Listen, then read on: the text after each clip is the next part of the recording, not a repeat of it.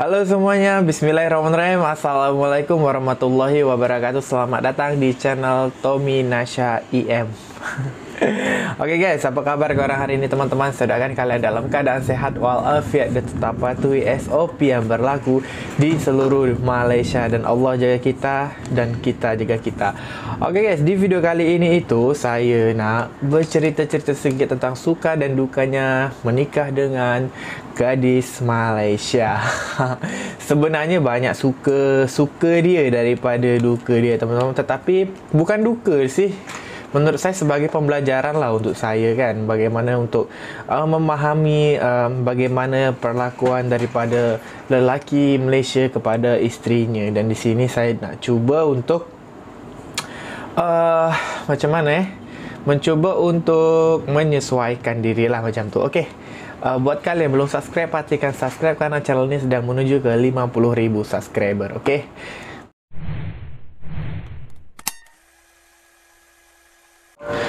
Oke guys, sekarang saya nak pergi dulu ke sukanya. Di sini saya ada catatan 5 catatan yang saya sukai dengan isteri saya ni. Gadis Melayu. Siapa cakap gadis Melayu tak cantik guys? Gadis Melayu tu cantik-cantik. Bukan gadis Melayu dekat Malaysia je, tapi seluruh gadis Melayu di Nusantara itu cantik-cantik ya guys. Oke, yang pertama yang saya suka dia selama saya menikah dengan isteri saya, itu yang pertama, saya sukanya perbezaan gaya hidup dengan isteri saya ni guys. Nah, tu di luar tengah guru sekarang ni sebabkan nak hujan kan.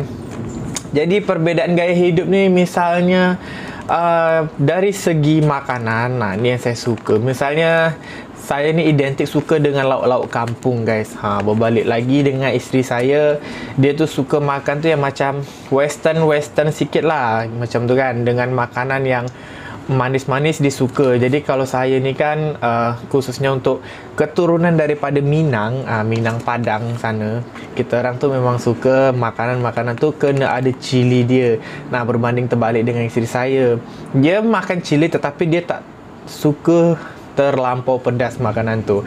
Bila dia pedas sikit, dia takkan makan. Berbanding terbalik dengan saya, bila pun kita orang tengah dekat luar, sama-sama lapar, jadi kita orang akan pergi ke tempat food court.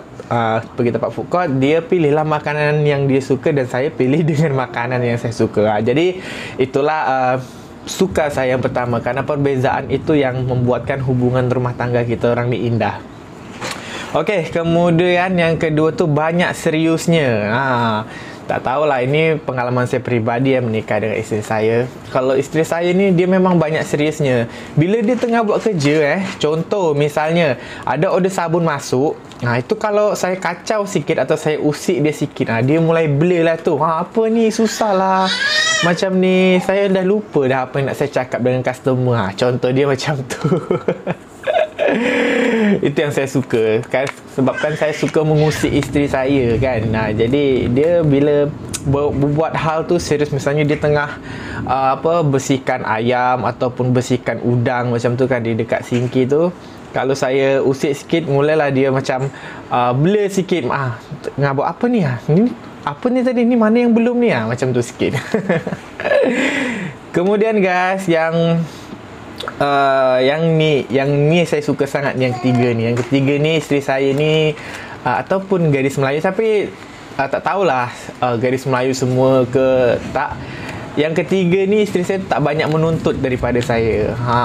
Alhamdulillah, saya dapat isteri yang tak banyak menuntut kepada saya. Misalnya, sayang, jomlah kita, misalnya tengok orang ada kereta kan, dia pun nak kereta. Lepas tu macam isteri-isteri lain lah, misalnya dia nak baju ke, nak beli make up ke, nak beli bedak ke, ketika saya cakap sayang, tunggu dulu sabar dulu, tunggu ada duit baru kita beli dan dia pun akan ikut lah kat situ. Dia tak bantah lah apa yang saya cakap, macam tu.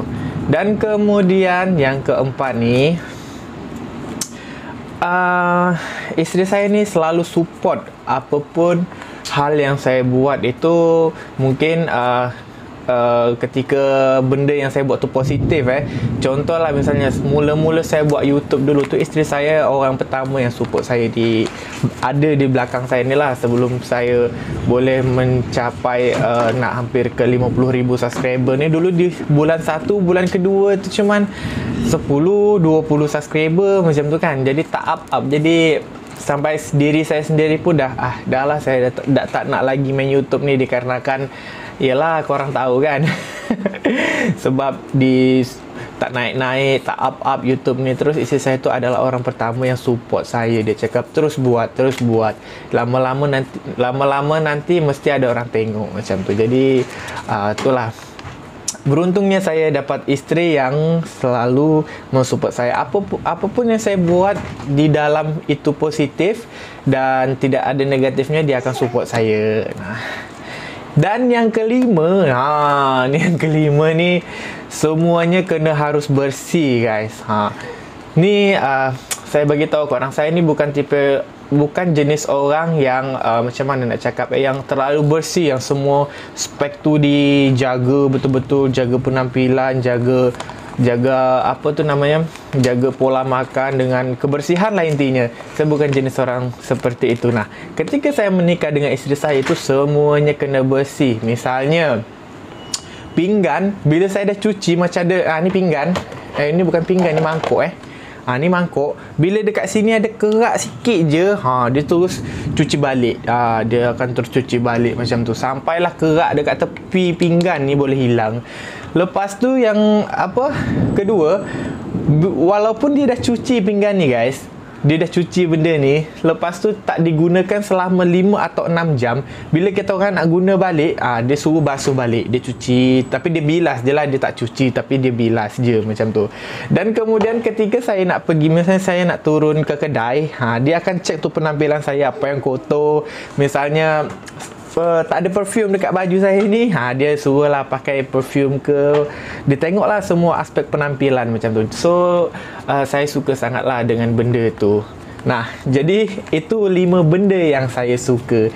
Dan duka dia duka dia ni ada 2 je saya catat dekat sini kan.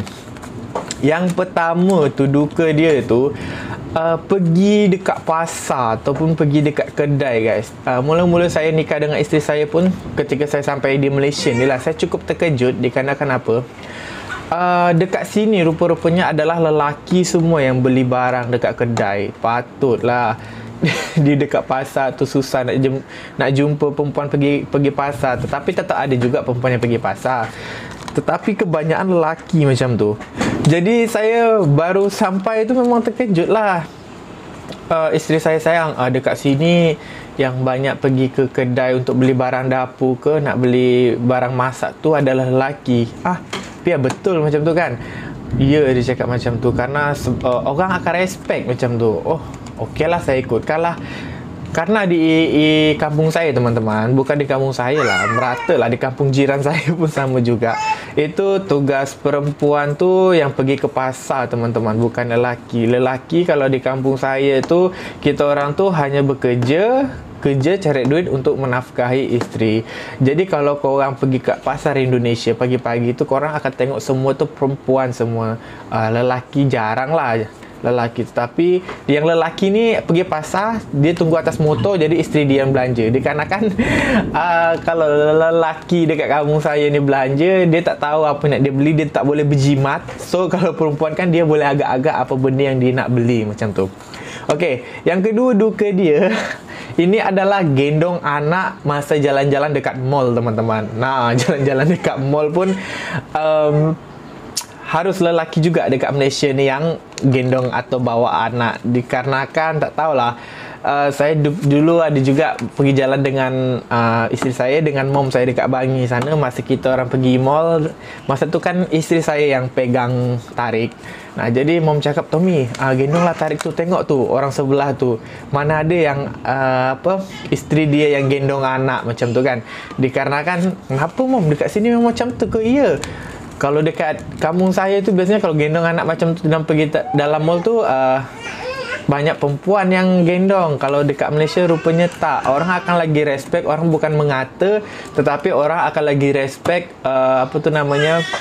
bila suami gendong anak di dalam mall, teman-teman. Jadi setiap saya pemandangan saya pergi mall, mulai sekarang saya dah terbiasa lah, saya ambil dulu tarik, saya gendong, lepas itu saya biarkan berjalan macam tu. Jadi kalau duka ini menurut saya bukan duka, tetapi lebih kepada hal yang harus saya pelajari, hal yang positif yang harus saya pelajari. Karena untuk gendong anak di dalam mall ni kan, sebab orang Padang kesian isteri dia dah mengandungkan dia 9 bulan, mengandungkan anak dia 9 bulan di dalam perut, lepas tu masa sampai dah keluar, dia juga yang nak gendong pergi jalan-jalan dekat mall. Anggapan orang mungkin macam tu guys kat Malaysia ni. Tapi saya tak tahulah, bila saya salah tolong dibetulkan.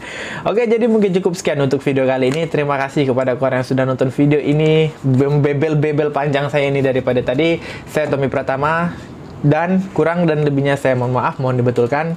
Assalamualaikum warahmatullahi wabarakatuh.